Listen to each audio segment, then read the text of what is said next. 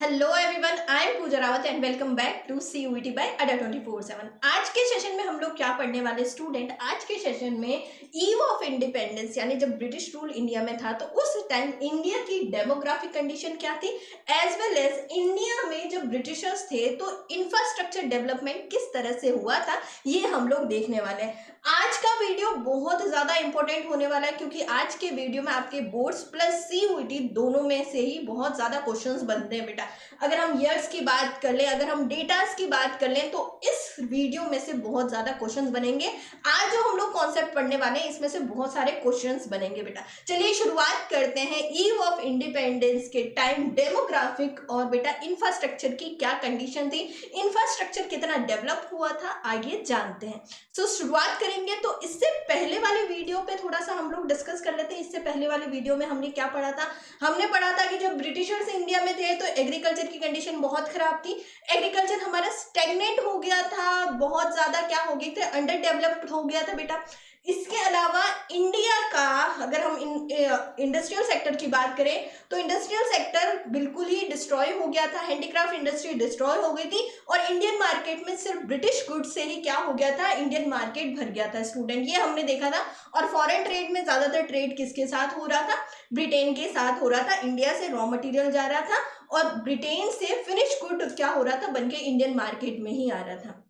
अब बात करेंगे कि डेमोग्राफिक कंडीशन क्या थी। डेमोग्राफिक कंडीशन का मतलब क्या है कि जो लोग हमारे इंडिया के, हमारे जो लोग हैं बेटा, हमारे ज्योग्राफिकल रीजन में जो रहते हैं उनकी क्या कंडीशन थी बेटा, यही बताती है डेमोग्राफिक कंडीशन।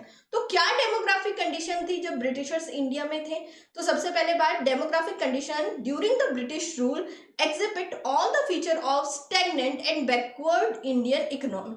ये हम लोग पहले ही सुन चुके हैं, पहले भी पढ़ चुके हैं कि जब ब्रिटिशर्स इंडिया में थे तो उनका कोई मोटिव नहीं था कि भाई इंडिया का डेवलपमेंट करना। जब उनका कोई मोटिव ही नहीं था इंडिया का डेवलपमेंट करना तो वो हमारे लोगों के लिए क्यों करेंगे, है ना। वो हमेशा ब्रिटेन के बारे में सोचेंगे, ब्रिटिशर्स का डेवलपमेंट करेंगे, इंडियंस का कौन डेवलपमेंट करेगा। तो बेटा डेमोग्राफिक कंडीशन कैसी थी जब ब्रिटिशर्स इंडिया में थे, उस टाइम हमारी डेमोग्राफिक कंडीशन, जितने भी जो इंडिकेटर्स थे, डेमोग्राफिक के इंडिकेटर्स थे, वो सारे स्टैग्नेंट थे और बैकवर्ड हो गई थी बेटा हमारी इंडियन इकोनॉमी। अगर हम बात करें तो इन्होंने देखो पहले कोई कोशिश नहीं की थी कि भाई हमारे इंडिया की जनगणना कितनी है, हम लोग कितनी पॉपुलेशन है हमारी। इन्होंने सबसे पहला जो ऑफिशियल सेंसस कराया, ऑफिशियल सेंसस का मतलब है कि पहली बार ब्रिटिश इंडिया में जो जनगणना हुई थी बेटा, वो कब हुई थी, 1881 में हुई थी। इस चैप्टर के या फिर इंडियन इकोनॉमी चैप्टर के बेटा जो भी डेट्स हैं याद कर लेना, बहुत सारे क्वेश्चंस बनते हैं डेट्स के, चाहे वो मैचिंग के क्वेश्चंस हो या फिर आपके ऑब्जेक्टिव टाइप क्वेश्चंस हो, इन्हीं में से ही बनेंगे। तो सबसे पहली जो फर्स्ट सेंसस हुई थी स्टूडेंट, वो कब हुई थी, 1881 में ब्रिटिश इंडिया में। उसके बाद में हर 10 साल में होने लग गई। अभी भी इंडिया में हर 10 साल बाद क्या होती है बेटा, सेंसस होती है। और अभी रिसेंटली 2021 के जो डेटा है वो 2023 में पब्लिश हुए थे, क्योंकि कोविड की वजह से बहुत सारी जो चीजें हैं वो प्रोसेस नहीं हो पाई, जो कि कंडक्ट कराई गई थी 2023 में। और आपको तो पता है कि इंडिया पॉपुलेशन के मामले में क्या हो गया है, देश सारी दुनिया में फर्स्ट पे आ चुका है। चलिए नेक्स्ट हम बात करेंगे कि 1921 में क्या हुआ था। 1921 बहुत ही इंपॉर्टेंट ईयर है बेटा, क्योंकि इस ईयर को क्या कहा जाता है, ईयर ऑफ ग्रेट डिवाइड कहा जाता है। ईयर ऑफ ग्रेट डिवाइड का मतलब क्या है मैम, कि ये जो ईयर है ना, एक लाइन खींचता है पॉपुलेशन की, कि इस 1921 से पहले पॉपुलेशन क्या थी इंडिया की, कम थी, बट 1921 के बाद में पॉपुलेशन बहुत ज्यादा बढ़ने लग गई बेटा। डेमोग्राफिक ट्रांजिशंस जो था 1921 से पहले, इसको क्या कहा जाता है, first state of demographic transition. और 1921 के बाद का जो हमारा ईयर्स थे बेटा, उसको second stage of demographic transition कहा जाता है। यहाँ पे बता देती हूँ मैं आपको, 1921 से पहले, बिफोर, ठीक है, और आफ्टर। तो डेमोग्राफिक ट्रांजिशन ये क्या था बेटा, हमारा डेमोग्राफिक ट्रांजिशन था, ठीक है, first, and here is a demographic transition of second, है ना, ये सेकंड डेमोग्राफिक ट्रांजिशन था। और इनको डिवाइड करने वाला जो ईयर था वो कौन सा था, 1921 था बेटा, है ना, 1921 था। ओके, नेक्स्ट हम बात करेंगे कि इंडिया में जो इंडिकेटर्स थे, हमारे डेमोग्राफिक इंडिकेटर्स थे बेटा कॉलोनियल गवर्नमेंट के ड्यूरेशन में, उनकी परफॉर्मेंस कैसी थी। तो सबसे पहली बात तो भाई उन्होंने ज्यादा हेल्थ इंफ्रास्ट्रक्चर पे कोई काम नहीं किया था। जब हेल्थ इंफ्रास्ट्रक्चर पे कोई काम नहीं होगा, हेल्थ फैसिलिटी अच्छी नहीं होगी, लोग भूखमरी से मर रहे थे, लोग बेरोजगारी से मर रहे थे, गरीबी बहुत ज्यादा बढ़ गई थी। तो उस ड्यूरेशन में क्या था कि इंडिया में बर्थ रेट भी ज्यादा था और डेथ रेट भी ज्यादा था, दोनों ही ज्यादा थे बेटा। बर्थ रेट भी ज्यादा थी और as well as death rate भी क्या थी बेटा, बहुत ज्यादा थी। नेक्स्ट हम बात करेंगे कि इंडिया में हमारी जो लिटरेसी रेट थी, जब ब्रिटिशर्स इंडिया में नहीं आए थे तो हमारी लिटरेसी रेट लगभग 100% थी बेटा। यानी मेल हो फीमेल हो चाहे बच्चे हो, सबकी सब लिटरेट थे। बट इन्होंने कुछ ऐसे सिस्टम अडॉप्ट किए कि लिटरेसी रेट जो थी बेटा बहुत कम हो गई थी। इवन कितनी हो गई थी, अगर हम ओवरऑल लिटरेसी रेट की बात करें तो सिर्फ और सिर्फ 16% हो गई थी जब इंडिया में ब्रिटिश आए थे। ब्रिटिशर्स के आने के बाद इन्होंने क्या करा, एजुकेशन पॉलिसीज करी, एजुकेशन सिस्टम ही चेंज कर दिया, है ना। ओके, इसके अलावा ये तो हमने देखा कि क्या हुआ, ओवरऑल लिटरेसी रेट जो थी वो 16% थी। अगर फीमेल लिटरेसी रेट की बात करें बेटा, फीमेल लिटरेसी रेट की बात करें तो इसकी कंडीशन तो और भी खराब थी, सिर्फ 7% थी, सिर्फ और सिर्फ 7% थी बेटा। अगर हम बात करें कि भाई हेल्थ फैसिलिटी, हेल्थ इंफ्रास्ट्रक्चर पे इन्होंने कुछ काम नहीं किया था, तो हेल्थ इंफ्रास्ट्रक्चर भी क्या था, हेल्थ फैसिलिटी भी बहुत पुअर थी। लगभग अगर हम बात करें, हाँ ये इसका है, ये इसका है ना, हेल्थ फैसिलिटी बहुत ज्यादा पुअर थी, ठीक है। ये फीमेल लिटरेसी रेट का ही यहाँ पे बताया हुआ है 7%। इसके अलावा इन्फेंट मोर्टिलिटी रेट बहुत ज्यादा थी। इन्फेंट मोर्टिलिटी रेट क्या होती है, पर 1000 लाइव बर्थ पे कितनी इन्फेंट की डेथ हुई है। इन्फेंट यानी क्या होते हैं, जो 1 साल से जो छोटे बच्चे होते हैं, है ना, 12 महीने 11 महीने के जो बच्चे होते हैं, 10 महीने, 1 साल से जितने भी छोटे बच्चे होते हैं, उनको हम लोग क्या कहते हैं, इन्फेंट कहते हैं। और इन्फेंट मोर्टिलिटी रेट जो थी वो कितनी थी स्टूडेंट, वो थी 218/1000, यानी 1000 लाइव बर्थ पे 218 इन्फेंट की डेथ हो रही थी बेटा। इतनी ज्यादा हाई इन्फेंट मोर्टिलिटी रेट थी। आगे हम बात करेंगे कि भाई बहुत ज्यादा क्या थी, कंडीशन खराब थी, हेल्थ फैसिलिटी नहीं थी, तो वाटर और एयरबॉर्न जो डिजीजेस थी बेटा बहुत ज्यादा फैली हुई थी और लोगों की बहुत ज्यादा डेथ हो रही थी इसकी वजह से। इसके अलावा जो लाइफ एक्सपेक्टेंसी रेट थी, लाइफ एक्सपेक्टेंसी रेट का मतलब क्या होता है, एक पर्सन की एवरेज लाइफ। उस टाइम एक पर्सन की जो एवरेज लाइफ थी बेटा वो कितनी थी, 32 ईयर्स थी। क्योंकि भाई ज्यादातर लोग एग्रीकल्चर में लगे हुए थे, एग्रीकल्चर का प्रोडक्शन इतना था नहीं, लोग भूखमरी से मर रहे थे, बीमारियां हो रही थी उससे मर रहे थे। तो एवरेज जो लाइफ थी उस टाइम वो कितनी थी स्टूडेंट, 32 ईयर। अब ये सारे जो डेटा है वो न्यू एनसीईआरटी से है बेटा, याद रखना, मैंने ये जितने भी डेटा लिए हैं वो न्यू एनसीईआरटी से ही है, आप इन डेटास को ले सकते हो, ठीक है। इसके अलावा जो प्रेजेंट में, अगर हम लोग अभी की बात करें, प्रेजेंट में जो लाइफ एक्सपेक्टेंसी रेट है बेटा वो कितनी है, 69 ईयर्स, है ना। मेल और फीमेल की अलग होती है, पर एवरेज जो है 69 ईयर है। बट उस टाइम जब ब्रिटिशर्स इंडिया में थे तो उस टाइम कितनी थी, 32 ईयर्स थी। इसके अलावा बहुत ज्यादा क्या बनी हुई थी बेटा, बहुत ज्यादा प्रोवर्टी जो है वो बनी हुई थी, अनएम्प्लॉयमेंट बना हुआ था, ज्यादातर लोग किस में लगे हुए थे, एग्रीकल्चर में ही लगे हुए थे। तो इस तरह की डेमोग्राफिक कंडीशन हमें देखने को मिलती है जब इंडिया में ब्रिटिश रूल था। ओके, अब हम लोग थोड़ा सा ऑक्यूपेशनल स्ट्रक्चर के बारे में बात कर लेते हैं। तो ऑक्यूपेशनल स्ट्रक्चर का मतलब होता है कि भाई कितने लोग प्राइमरी सेक्टर में, कितने सेकेंडरी सेक्टर में इन्वॉल्व है और कितने टर्शरी सेक्टर में इन्वॉल्व है स्टूडेंट। अगर हम लोग ऑक्यूपेशनल सेक्टर की बात करें तो ज्यादातर लोग, हम तो अब हमें याद हो गया है मैम कि ज्यादातर लोग एग्रीकल्चर में ही लगे हुए थे। तो ज्यादातर लोग किसमें ऑक्यूपाइड थे बेटा, किसमें काम कर रहे थे, उनको कहाँ पे सबसे ज्यादा रोजगार मिल रहा था, एग्रीकल्चर में रोजगार मिल रहा था। सो प्रीडोमिनेशन ऑफ अ प्राइमरी ऑक्यूपेशनल, है ना, यानी सबसे ज्यादा जो है कहां पे उनको रोजगार मिल रहा था, प्राइमरी सेक्टर में। प्रीडोमिनेशन था बेटा एग्रीकल्चर का। Agriculture sector accounted for the largest share of workforce with approximately 75%। The manufacturing and service sector accounted for the remaining, ठीक है। मैं आपको मैन्युफैक्चरिंग और सर्विस सेक्टर का भी बता देती हूँ। मैन्युफैक्चरिंग और सर्विस सेक्टर में कितने थे, मैन्युफैक्चरिंग में लगभग 10% लोग इन्वॉल्व थे उस टाइम जब ब्रिटिशर्स थे, और सर्विस सेक्टर में सर्विस सेक्टर में स्टूडेंट 10 to 15% लोग जो थे वो इन्वॉल्व थे। इस तरह का ऑक्यूपेशनल स्ट्रक्चर था। ज्यादातर लोग किसमें थे? प्राइमरी सेक्टर में। 75% पॉपुलेशन हमारी प्राइमरी सेक्टर में क्या थी? इन्वॉल्व थी बेटा। रिमेनिंग जो थी मैन्युफैक्चरिंग और सर्विस सेक्टर में थी। मैन्युफैक्चरिंग में 10% थी और सर्विस सेक्टर में कितनी थी स्टूडेंट? 10 से 15% थी, है ना। इस तरह का इन्वॉल्वमेंट था। ओके, नेक्स्ट हम लोग बात करेंगे इसी में ही ऑक्यूपेशनल स्ट्रक्चर में कुछ रीजनल वेरिएशंस देखने को मिले थे, है ना। 19th सेंचुरी जब स्टार्ट हुई थी तो थोड़ा थोड़ा रीजनल वेरिएशंस देखने को मिले थे। यानी जो लोग प्राइमरी सेक्टर में काम कर रहे थे ना, वो प्राइमरी सेक्टर से मूव होके मैन्युफैक्चरिंग और सर्विस सेक्टर में जा रहे थे। वहीं जो लोग मैन्युफैक्चरिंग और सर्विस सेक्टर में थे वो मूव होके प्राइमरी सेक्टर की तरफ भी जा रहे थे। इस तरह के रीजनल वेरिएशन हमें देखने को मिला था बेटा। कुछ स्टेट जैसे मैसूर रीजन की जो स्टेट है बेटा, जिसमें तमिलनाडु, आंध्र प्रदेश, केरला, कर्नाटका, महाराष्ट्र, बॉम्बे और वेस्ट बंगाल, ये कुछ ऐसे रीजन्स थे जिसमें जो लोग, जो वर्क फोर्स हमारी डिपेंड थी एग्रीकल्चर सेक्टर में, वो अब एग्रीकल्चर को छोड़ के कहाँ पे जा रही थी? वो चेंज होके जा रही थी बेटा। वो कहाँ की तरफ मूव हो रही थी? मैन्युफैक्चरिंग और सर्विस सेक्टर की तरफ। यानी उनको मैन्युफैक्चरिंग और सर्विस सेक्टर में ज्यादा एम्प्लॉयमेंट मिल रहा था, तो ये क्या कर रहे थे? एग्रीकल्चर को छोड़ के मैन्युफैक्चरिंग और सर्विस सेक्टर की तरफ मूव हो रहे थे। ये जो रीजंस है इसमें। वहीं कुछ रीजन सेम इसी टाइम पे कुछ रीजंस ऐसे थे जहां पे एग्रीकल्चर वर्कफोर्स की पॉपुलेशन बढ़ रही थी, है ना। जैसे उड़ीसा हो गया, पंजाब हो गया, राजस्थान हो गए। ये कुछ ऐसे रीजंस थे जहां पे एग्रीकल्चर में लोग ज्यादा इन्वॉल्व हो रहे थे। तो इस तरह के रीजनल वेरिएशंस भी हमें देखने को मिलते हैं।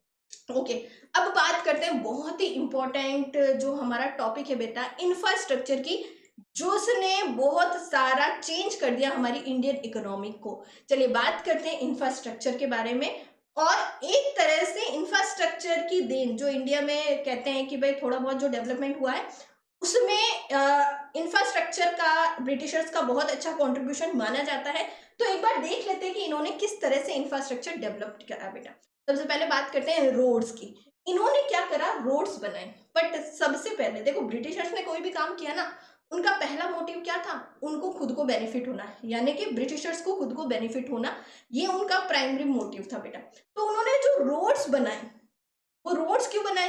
ताकि जो रॉ मटेरियल है वो नियर बाई रेलवे स्टेशन या पोर्ट तक चला जाए, या उनका भाई शिप से जो फिनिश गुड आ रहा है वो इंडियन मार्केट में इजीली पहुंच जाए, है ना। हर जगह इजीली पहुंच जाए, मार्केट में एक्सेस हो सके, तो इसीलिए उन्होंने रोड्स बनाए। इसके अलावा जो उनकी आर्मीज है ना, आर्म फोर्स है, जो उनके जवान है, वो एक जगह से दूसरी जगह इजीली जा सके, इसीलिए उन्होंने क्या बनाई? रोड्स बनाई बेटा।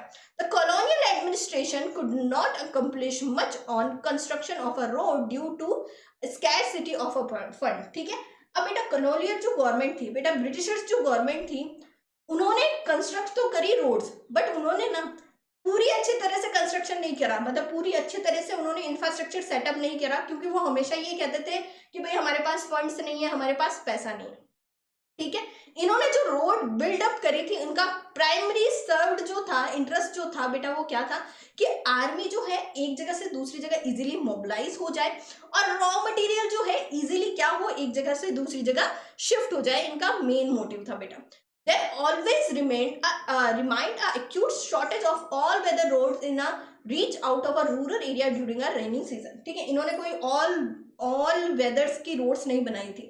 क्या होता था कि जब बारिश आती थी तो भाई रोडें टूट जाती थी, या फिर क्या होता था कि ब्लॉकेज हो जाते थे, गांव ब्लॉकेज हो जाते थे। रेनी सीजन में जब बारिश होती थी तो गांव ब्लॉकेज हो जाते थे, उनको एक्सेस करने वाली कोई रोड नहीं थी बेटा, है ना। तो मतलब पूरे इस तरह से रोड्स नहीं बनाई कि भाई सब लोग एक्सेस कर सके। As a result people living in these area suffered badly during a natural calamities and famines. ठीक है। अब इस ड्यूरेशन में क्या होता था, जब सारी रोड्स ब्लॉक हो जाती थी या फिर एक्सेस नहीं कर पाते थे, तो लोगों को बहुत ज्यादा प्रॉब्लम्स होती थी। लोग जो है हमारे इंडिया के, वो क्या करते थे? वो सरवाइव करते थे उस टाइम। क्या करें? क्योंकि मार्केट को एक्सेस ही नहीं कर पाते थे वो लोग, है ना। नेक्स्ट सबसे अच्छा जो कंट्रीब्यूशन माना जाता है, वो इंडिया में रेलवे का सबसे अच्छा कंट्रीब्यूशन माना जाता है ब्रिटिशर्स का। अब रेलवे ने क्या करा, इंडिया को दो तरह से अफेक्ट करा बेटा। अब इस किस तरह से अफेक्ट करा था ये हम लोग आगे पढ़ेंगे, पर इससे पहले हम लोग बात कर लेते हैं कि इंडिया में रेलवे कब शुरू हुआ था। रेलवे जो है पहली बार रेलवे को किससे लिंक करा था, कौन सी ईयर में लिंक करा था, ये हम लोग पढ़ लेते हैं बेटा। सबसे इंपॉर्टेंट कॉन्ट्रीब्यूशन जो ब्रिटिश रूल का है वो माना जाता है इंडिया में इंडियन रेलवे को इंट्रोड्यूस करके, जो कि कब हुआ था, 1950 में 1850 में इंट्रोड्यूस हुआ था। सारे ईयर्स जो है बेटा याद कर लेना, ठीक है। इसके अलावा बेटा जो रेलवे है बेटा, उन्होंने क्या करा, हमारे इंडियन इकोनॉमी को दो तरह से अफेक्ट डाला। पहला तो है बेनिफिट हुआ, दूसरा है लॉस भी हुआ बेटा। पहला क्या हुआ कि भाई रेलवे इंट्रोड्यूस होने से लोग जो है अब लंबी लंबी यात्राएं करने लग गए थे, है ना। पहले 100 किलोमीटर जाना भी लोगों के लिए एक बहुत प्रॉब्लमेटिक हो जाता था कि भाई रोड से जा रहे हैं, है ना। बट रेलवे से क्या हो गया कि बहुत कम टाइम में क्या हो रहा था, वो इजीली जो है ट्रेवल कर पा रहे थे। तो इससे क्या हुआ कि जो लॉन्ग डिस्टेंस का जो ट्रेवल है लोग करने लग गए थे, है ना। और इसने क्या करा, रेलवे ने जो ज्योग्राफिकल और कल्चरल बैरियर्स था, क्योंकि अब भाई लोग इतनी जगह जो है ट्रेवल कर रहे हैं, तो जो रीजनल और कल्चरल बैरियर्स जो है बेटा, उसने उसको क्या करा, धीरे धीरे कम करने की कोशिश करी, और लोग क्या हुए, इंटीग्रेट होना शुरू हुए धीरे धीरे। इसके अलावा बेटा ये तो क्या हुआ, बेनिफिट हो गया कि भाई लोगों ने क्या करा, ज्योग्राफिकल और रीजनल बाउंड्रीज जो है, कल्चरल बैरियर्स जो है वो तोड़ना शुरू करे। नेक्स्ट जो है कि भाई कॉमर्शियलाइजेशन को बहुत बढ़ावा मिला इंडियन एग्रीकल्चर से। कॉमर्शियलाइजेशन में मैम क्या होता था कि कैश क्रॉप का प्रोडक्शन होता था, है ना, कि फूड क्रॉप की जगह कैश क्रॉप का प्रोडक्शन करो, ऐसी क्रॉप का प्रोडक्शन करो जो इंडस्ट्रीज के लिए काम में आए, जैसे कॉटन हो गया, जूट हो गया, इंडिगो हो गया।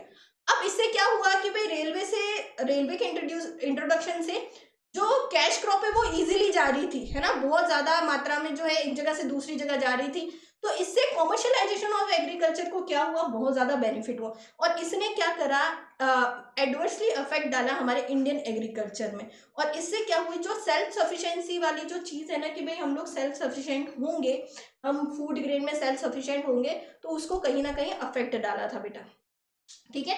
इसके अलावा इन्होंने थोड़ी बहुत कोशिश करी एयर और वाटर ट्रांसपोर्ट की, कि भाई हम लोग एयर और वाटर ट्रांसपोर्ट भी बनाते हैं, बट इनमें इनको पूरी तरह से सक्सेस नहीं मिली बेटा। British government took major for the development of a weather and airports transport, however their development was far from satisfactory, है ना। इन्होंने कोशिश करी थी कि भाई एयर और वाटर ट्रांसपोर्टेशन भी शुरू करें, है ना, एक कंट्री से दूसरी कंट्री में, पर इसमें इनको कभी सेटिस्फेक्शन नहीं मिला। इसके अलावा बेटा इन्होंने इनलैंड वाटरवे जो है वो बनाया गया था, जिसमें कोस्टल कैनाल जो है उड़ीसा कोस्ट पे बनाई गई थी। इसमें बहुत ज्यादा पैसा लगा था, बट ये क्या हो गई, फेल्ड हो गई, है ना। बस रेलवे एक ऐसा माना जाता है कि भाई रेलवे ही सबसे अच्छा जिन्होंने कंट्रीब्यूशन करा था इंडियन इकोनॉमी में। इसके अलावा कम्युनिकेशंस के लिए इन्होंने क्या करा था बेटा, पोस्टल टेलीग्राफ की पोस्टल टेलीग्राफ है बेटा, वो स्टार्ट करने की कोशिश करी थी, जिसमें कम्युनिकेशन जो है वो बन सके।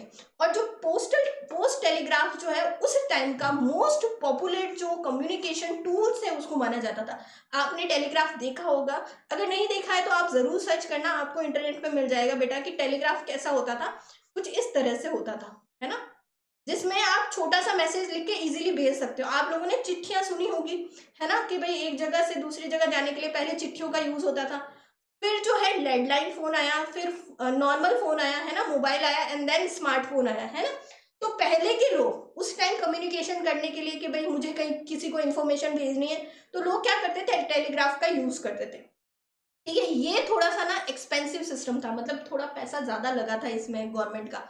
उसके बाद में बेटा इलेक्ट्रिक टेलीग्राफ का भी जो है बेटा वो स्टार्ट हो गया था। इलेक्ट्रिक टेलीग्राफ जो है वो भी स्टार्ट हो गया था, बट इसको इसको जो इंट्रोड्यूस करा था उसका मेन पर्पस क्या था कि इंडिया में लॉ एंड ऑर्डर मेंटेन करें, है ना। इंडिया में जो है पूरी तरह से एडमिनिस्ट्रेटिव चलता रहे, ब्रिटेन ब्रिटेन का वो सही तरह से चलता रहे, इस तरह से। इसके अलावा जो पोस्टल सर्विसेज थी वो यूजफुल थी, लोग एक दूसरे से कम्युनिकेट कर सकते थे, पर जो पब्लिक पर्पस है उसके लिए हमेशा इसकी कमी ही देखी गई थी बेटा। ब्रिटिशर्स गवर्नमेंट को, ब्रिटिश लोगों को ज्यादा प्रायोरिटीज देते थे, इंडियंस को कम प्रायोरिटीज देते थे, है ना। अब हम लोग देख लेते हैं बेटा, एक बार हम लोग क्रिटिकल एनालिसिस कर लेते हैं कि ब्रिटिशर्स इंडिया में थे तो इंडिया को क्या क्या बेनिफिट हुआ और साथ में एज वेल एज इंडिया को क्या क्या लॉस हुए थे, दोनों ही हम लोग प्रोस्पेक्ट देख लेते हैं। ठीक है, इन्होंने रोड बिल्ड करी, हम लोग एनालिसिस कर रहे हैं, पहले इंफ्रास्ट्रक्चर से बात करेंगे, है ना। इन्होंने रोड बिल्ड की बेटा, मेन काम क्या था कि भाई आर्मी जो है एक जगह से दूसरी जगह मोबिलाइज हो सके, रॉ मटेरियल एक जगह से दूसरी जगह जा सके, और रॉ मटेरियल जो है वो नियरेस्ट पोर्ट पे जा सके, रेलवे स्टेशन पे जा सके बेटा, जिसे वो इजीली इंग्लैंड या फॉरेन डेस्टिनेशंस जो है कहीं पे भी उनका भेजना है वहां पे इजीली जा सके। ठीक है, रेलवे को डेवलप करा था ब्रिटिशर्स ने, इसके तीन मेन रीजन थे। ठीक है, क्या वो to have effective control and administrator over the vast Indian territory, भाई पूरे इंडिया में इंडियन टेरिटरी पे क्या हो सके, ब्रिटिशर्स का कंट्रोल हो सके, इफेक्टिव कंट्रोल और एडमिनिस्ट्रेटिव के लिए इन्होंने क्या करा, रेलवे का इंट्रोडक्शन किया। प्रॉफिट अर्न करने के लिए भाई फॉरेन ट्रेड से हम लोग करेंगे, हम लोग फॉरेन ट्रेड कर रहे हैं, ज्यादातर जो ट्रेड था उस टाइम तो एयर और वाटर, एयर का तो ज्यादा था नहीं स्टूडेंट, वाटर फैसिलिटी थी, मतलब वाटर ट्रांसपोर्टेशन ही था। अब वाटर ट्रांसपोर्टेशन से कोई भी गुड्स आ रहे हैं तो वो क्या क्या करते थे कि भाई उनके पास ही रेलवे स्टेशन बनाए गए ताकि वो इजीली क्या कर सके, एक जगह से दूसरी जगह मोबिलाइज कर सके, रेलवेज को इस तरह से लिंक करा था मेजर पोर्ट से, to make profitable investment of a British fund in India. वही बेटा ये उनके लिए क्या था, प्रॉफिटेबल इन्वेस्टमेंट था, रेलवे उनके लिए प्रॉफिटेबल इन्वेस्टमेंट था, एज वेल एज इंडिया के लिए भी प्रॉफिटेबल इन्वेस्टमेंट था। अगर हम लोग कॉमर्शियलाइजेशन ऑफ एग्रीकल्चर का प्रोस्पेक्ट यहाँ पे नहीं ले तो लोगों को इससे बहुत ज्यादा बेनिफिट हुआ और इंडिया जो है इंटीग्रेट होना शुरू हुआ। इसके अलावा इलेक्ट्रिक टेलीग्राफ जो है इन्होंने इंट्रोड्यूस करा, जिसकी बहुत ज्यादा हाई कॉस्ट थी बेटा, बट ये क्यों इंट्रोड्यूस करा, ताकि क्या हो सके, मेंटेन हो सके लॉ एंड ऑर्डर को। ठीक है, लॉ एंड ऑर्डर को मेंटेन करके मेन पर्पस इनका यही था। ठीक है, इसके अलावा बेटा किस तरह से इंडिया को एक्सप्लॉइट करा था ब्रिटिशर्स ने, ये हम लोग देख लेते हैं बेटा। इन्होंने बहुत ही सिस्टमेटिक तरीके से एक्सप्लॉइटेशन करा था। एक एक सेक्टर की बात करेंगे कि भाई सेक्टर वाइज इन्होंने किस तरह से एक्सप्लॉइटेशन किया था। India remain an agriculture country through out the British period and it's agriculture sector remain totally backward. ठीक है, इंडिया को इन्होंने क्या बना के छोड़ दिया, सिर्फ और सिर्फ एग्रीकल्चर कंट्री बना के छोड़ दिया, और इन्होंने एग्रीकल्चर सेक्टर में भी किसी भी तरह का कोई भी कॉन्ट्रीब्यूशन नहीं, है ना भाई, कोई कंट्रीब्यूशन नहीं किया, ये क्या होगी, स्टैग्नेट और धीरे धीरे बैकवर्ड होने लगी। There was a commercialization of agriculture to serve the interest of a Great Britain। ठीक है, इन्होंने और क्या करा, कॉमर्शियलाइजेशन शुरू करा। कॉमर्शियलाइजेशन से क्या हुआ, किसको ज्यादा फायदा हुआ, भाई ग्रेट ब्रिटेन को ही ज्यादा फायदा हुआ।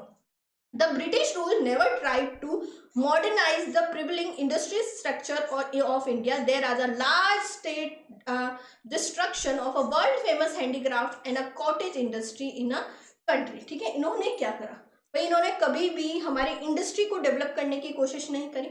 इन्होंने क्या करा कि डी इंडस्ट्रियलाइजेशन करा हमारे हैंडीक्राफ्ट इंडस्ट्रीज को, एज वेल एज इन्होंने क्या करा, जो हमारी फेमस कॉटन इंडस्ट्रीज थी बेटा उनको भी डिस्ट्रॉय करा। By followed the policy of a discriminating protection, Britishers gained complete control over their Indian market। ठीक है, अब बेटा इन्होंने क्या करा कि भाई इन्होंने डिस्क्रिमिनेशनरी जो इंडस्ट्रियल पॉलिसी थी वो स्टार्ट करी, और इन्होंने हमारे पूरे के पूरे इंडियन मार्केट को क्या कर दिया, कंट्रोल कर दिया, है ना। ओके, इसके अलावा फॉरेन ट्रेड की बात करें बेटा, इन्होंने अपना फॉरेन ट्रेड जो है उसको प्रमोट करा, और इन्होंने हमारे नेचुरल रिसोर्सेज को क्या करा, एक्सप्लॉइट करा, क्योंकि भाई सारे के सारे रॉ मटेरियल तो कहाँ जा रहे थे, इंडिया से हमारे बाहर जा रहे थे, यानी हमारे नेचुरल रिसोर्सेज हमारे हैं, और इन्होंने क्या करा, हमें इस तरह से एक्सप्लॉइट किया बेटा। British rule build up a economic infrastructure which include roads and railway network. ठीक है, अब इन्होंने क्या करा कि भाई इकोनॉमिक इंफ्रास्ट्रक्चर इन्होंने बिल्डअप करा, ठीक है, जिसमें रोड्स और रेलवे नेटवर्क्स होता है बेटा, पोर्ट्स हो गया, शिपिंग हो गया, इरिगेशन और इलेक्ट्रिसिटी हो गया, बट मेन मोटिव इनका क्या था, खुद का ही बेनिफिट होना। The British rule थ्रूली exploit the Indian economy through economic drain. ठीक है, और इन्होंने क्या करा, हमारा जितना भी इकोनॉमिक ड्रेन था, हमारा इनकम थी बेटा, वो धीरे धीरे ड्रेन करना शुरू करा। Okay, the afforestation therefore set a nature of exploitative policy of a British rule resulted in a large scale poverty, stagnation, backwardness of an Indian economy along with a huge drain of economic resources of a country to Great Britain। ठीक है, इन्होंने क्या करा बेटा, इनकी वजह से हमारे इंडिया में बहुत ज्यादा पॉवर्टी बढ़ी, स्टैग्नेशन हुआ, बैकवर्ड हो गई हमारी इंडियन इकोनॉमी बेटा, और हमारी जो भाई वेल्थ थी इन्होंने बहुत ज्यादा क्या करी, ड्रेन कर दी, ह्यूज वेल्थ को इन्होंने ड्रेन करा। और कहाँ गए हमारे रिसोर्सेज, उनका यूज किसने करा, ग्रेट ब्रिटेन ने करा बेटा। ये तो हमने देखा कि किस तरह से एक्सप्लॉयटेशन करा और उसका रिजल्ट क्या रहा, ये हमने देखा बेटा। पॉजिटिव कंट्रीब्यूशन की बात करें तो पॉजिटिव कंट्रीब्यूशन क्या देखने को मिलता है ब्रिटिश रूल के ड्यूरेशन में। ठीक है, पहली बात तो हम लोग सेल्फ सफिशिएंट हुए फूड ग्रेन में। सेल्फ सफिशिएंट कैसे हुए भाई, कॉमर्शियलाइजेशन करने से एग्रीकल्चर में जो फूड प्रोडक्शन था भाई, food production as well as हम लोग क्या करने लग गए थे, हम लोग जो कॉमर्शियल फार्मिंग्स है वो भी करना सीख गए थे। इसकी वजह से क्या हुआ था बेटा, हम लोग सेल्फ सफिशिएंट हो गए थे फूड ग्रेन प्रोडक्शन में। बेटर मीन्स ऑफ ट्रांसपोर्टेशन, ठीक है, उस टाइम जब इंडियंस जो थे बेटा, इंडियंस को इंफ्रास्ट्रक्चर डेवलपमेंट करने में टाइम लगता, पर ब्रिटिशर्स के आने से क्या हुआ था कि रोड्स हो गए, पोर्ट्स हो गए बेटा, रेलवेज हो गए, टेलीग्राफ्स हो गए, ये वाली जो फैसिलिटीज है, इंफ्रास्ट्रक्चर है, ये बिल्डअप होने लग गया। और इसकी वजह से इंडिया में बेटर ट्रांसपोर्टेशन ऑप्शंस आ गए थे बेटा। Development of a roads and railway provide cheap and rapid transport system and open a new opportunity of economic और सोशल ग्रोथ। इससे क्या हुआ, इकोनॉमिक और सोशल ग्रोथ की न्यू अपॉर्चुनिटीज ओपन होगी। Check on a famine, roads and railways work in a great check on a occurrence and impact of a famine as food supply could be transported to the affected area in a case of drought। ठीक है, जिस भी area में सूखा हो गया, बाढ़ हो गई, तो उन एरिया में इजीली क्या कर सकते थे भाई, रेलवे या रोड्स की वजह से क्या कर सकते थे, इजीली फूड ग्रेन जो है वो पहुंचाने का काम भी कर सकते थे। ठीक है, इसके अलावा बेटा shift to a monetary economy. पहले हमारे इंडिया में क्या सिस्टम चलता था, अभी भी बहुत सारे गाँव में क्या सिस्टम चलता है, बार्टर सिस्टम जैसी चीजें चलती है कि आप हमें ये दे दो, हम आपको ये दे देंगे, है ना। बार्टर सिस्टम जो चलता था कि गुड्स के बदले गुड्स का एक्सचेंज होता था इंडिया में, जब ब्रिटिशर्स नहीं आए थे। पर ब्रिटिशर्स के आने से इंडिया में फिर क्या हो गई, करेंसी का चलन ज्यादा चलने लग गया, है ना, कि गुड्स और सर्विसेज को अब एक्सचेंज किस में कर रहे थे, कि करेंसी में कर रहे थे। बार्टर सिस्टम धीरे धीरे कम होने लग गया। इफेक्टिव एडमिनिस्ट्रेटिव सेटअप, ठीक है। इसके अलावा ब्रिटिशर्स, देखो इंडिया में ब्रिटिशर्स ने दो ही सबसे बढ़िया चीजें दी है, पहला है एडमिनिस्ट्रेशन, दूसरा है बेटा रेलवे। ठीक है, उनका एडमिनिस्ट्रेटिव सिस्टम इतना अच्छा था कि अभी भी इंडियन गवर्नमेंट उसको फॉलो करती है बेटा। The British government had a effective administrative service system which serve are rapidly reckoned for the Indian economy. ठीक है बेटा, इन्होंने क्या करा, इतना अच्छा एडमिनिस्ट्रेटिव सिस्टम इनका था कि उसको रेकनारॉट, मतलब एक तरह से ये रीढ़ की हड्डी बन गई थी इंडियन इकोनॉमी की। इतना इफेक्टिव इन्होंने एडमिनिस्ट्रेटिव सिस्टम जो है वो सेटअप किया। तो स्टूडेंट, आज के सेशन में हमने Indian economic development on eve of independence complete कर लिया। आई होप सो कि आपको वीडियो पसंद आया होगा। अगर पसंद आया है तो लाइक करना, शेयर करना, एंड अभी तक किसी ने चैनल को सब्सक्राइब नहीं किया है तो जरूर सब्सक्राइब करें। आज का सेशन आपको कैसा लगा कमेंट करके जरूर बताना बेटा। इससे पहले वाले वीडियो आपको प्लेलिस्ट में मिल जाएंगे, आप उनको आराम से देख सकते हो।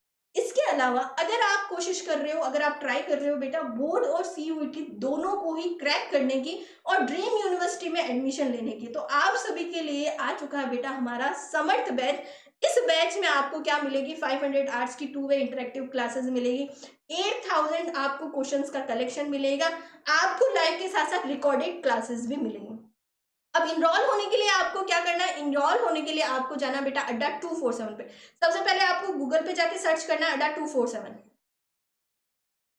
सबसे पहले जाना है आपको गूगल पे,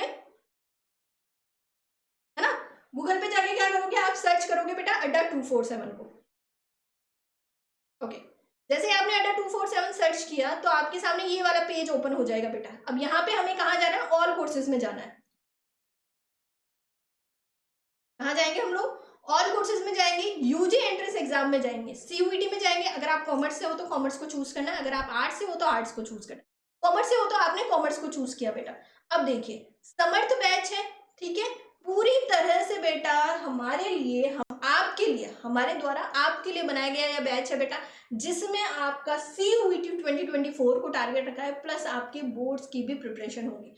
इसमें आपको क्या मिलेगी, 500 आर्ट्स की लाइव इंटरेक्टिव क्लासेस मिलेगी, आपको टेस्ट सीरीज मिलेगी, आपको बुक्स मिलेगी बेटा, आपको 120 लेंथ के फुल टेस्ट मिलेंगे, 60 सिलेक्शन टेस्ट मिलेंगे, 8000 प्रैक्टिस क्वेश्चंस मिलेंगे, और इसके अलावा लाइव के साथ साथ आपको रिकॉर्डिंग क्लासेस भी मिलेगी। सब कुछ मिल रहा है। इसके अलावा आपके डोमेन्स के जो सब्जेक्ट है वो कवर हो रहे हैं, और बेटा आपका जो आपका सेक्शन 1 है यानी लैंग्वेज का सेक्शन है, एज वेल एज जो आपका थर्ड जीटी का जो सेक्शन है बेटा वो भी कंप्लीट हो रहा है। ठीक है, अब यहाँ आपको परचेज करने के लिए बाय नाउ पे जाना है और यहाँ पे देखो ये जो यहाँ पे जो कोड लगा हुआ है 15% का, इसको रिमूव करना है आपको, ये नहीं लगाना आपको। जो मैं आपको कोड बताऊंगी वो यूज करना है। आपको कोड लगाना है बेटा Y490। ठीक है, कौन सा कोड लगाना है आपको? Y490। जैसे ही आपने इसको अप्लाई किया तो आपको 17% के ऑफ के साथ ये बैच मिलेगा बेटा। ठीक है, तो आप दोनों ही की प्रिपरेशन कर सकते हो इसी एक बैच में। भाई आपके बोर्ड्स भी क्लियर होंगे, आपकी सीयूईटी भी क्लियर होंगी बेटा। बहुत सारे बच्चे ऑलरेडी इनरोल हो चुके हैं, 17 से आपकी क्लासेस स्टार्ट होंगी। तो जो बच्चे इनरोल नहीं हुए, एकदम फ्रेश बैच है बेटा, आप इनरोल हो सकते हो। बहुत ही कम टाइम में आपकी अच्छे से अच्छी प्रिपरेशन करवाई जाएगी इंडिया के टॉप मोस्ट फैकल्टीज के द्वारा। ठीक है, पर कोड यूज करना ना भूलें Y490। मिलते हैं नेक्स्ट क्लास में, तब तक के लिए बाय टू यू ऑल, अपना ख्याल रखें। नेक्स्ट चैप्टर हम लोग पढ़ने वाले हैं इंडियन इकोनॉमी 1950 टू 1990 का ड्यूरेशन। मिलते हैं नेक्स्ट क्लास में, तब तक के लिए बाय टू यू ऑल।